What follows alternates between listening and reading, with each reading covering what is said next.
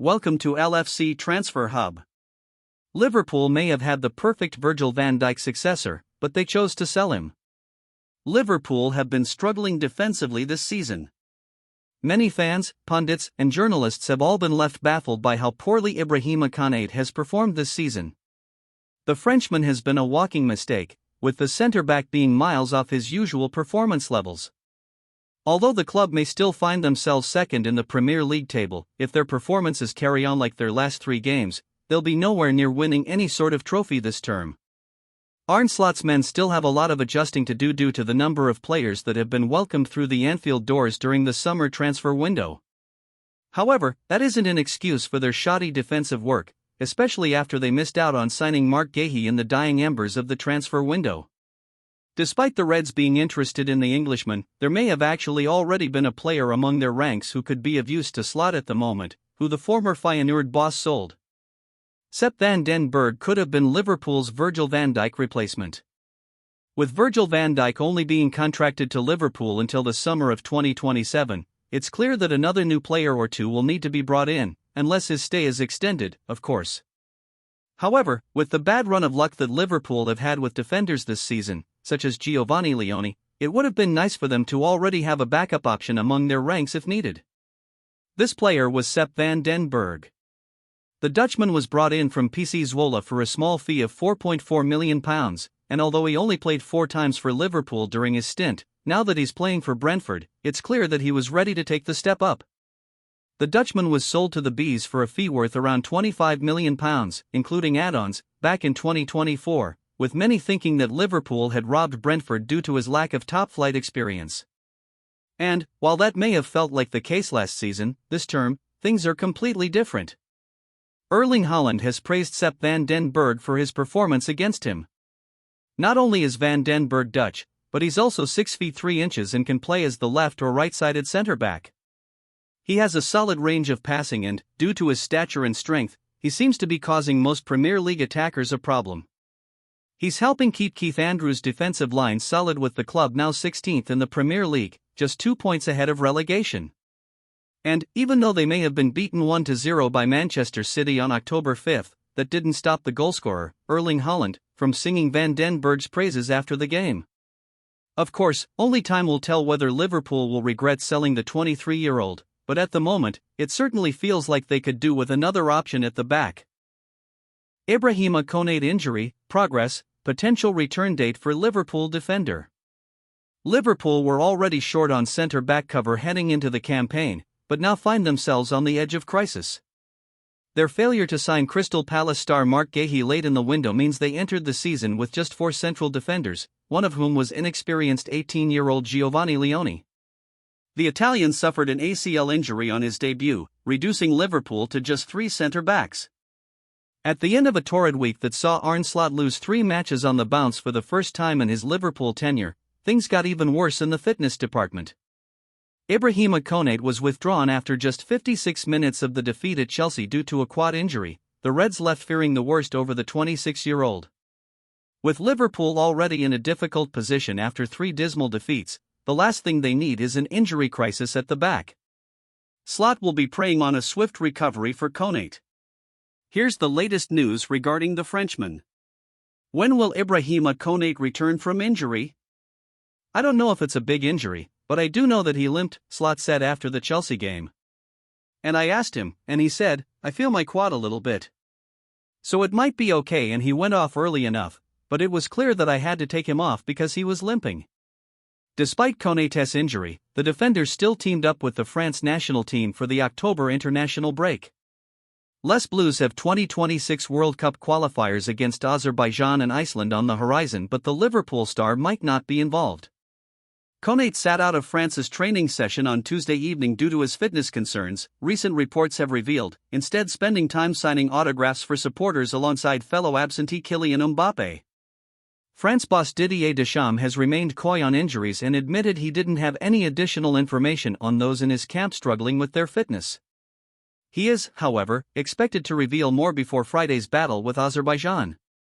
The fact that Konate's still linked up with France suggests that any quad injury is not serious, but there remain concerns over the centre-back. If he ends up playing over the international break, Liverpool will be worried about an exacerbation of his injury.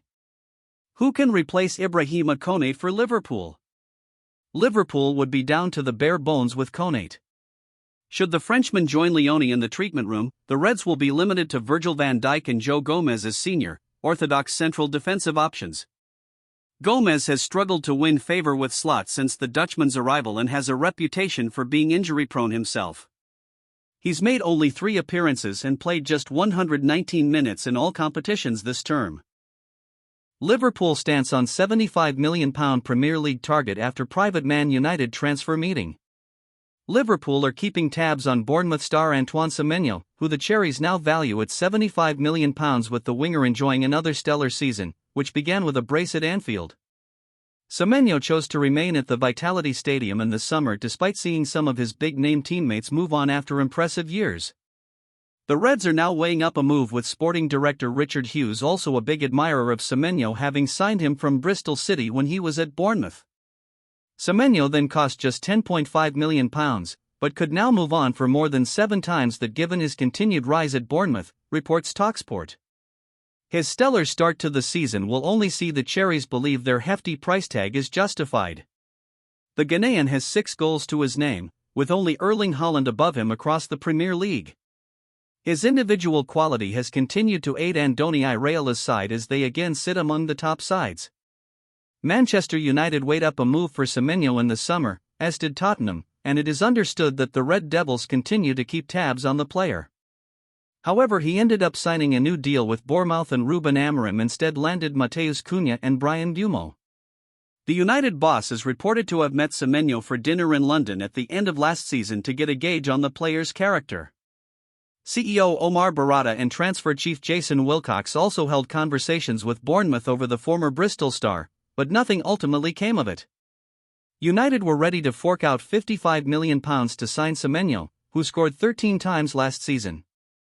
However, the player himself is said to have committed his future to Bournemouth after learning that the Manchester outfit were planning to pay him less than what they offered to other targets. Liverpool's interest in Semenyo may be viewed as something of a surprise, especially given their number of attacking players and the current struggles with trying to fit them into an effective lineup. Hugo Ekitike, Alexander Isak, and Florian Wirtz were all signed in the summer. They complement Mohamed Salah and Cody Gakpo, who were already at the club.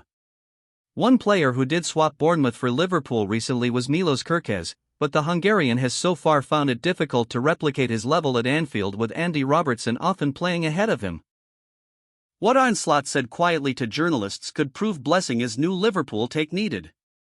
In a meeting with a handful of journalists recently, Arne Slot revealed that the purchase of a new car meant he no longer had access to some of the radio stations he had previously tuned into on his drives to Liverpool's AXA training centre.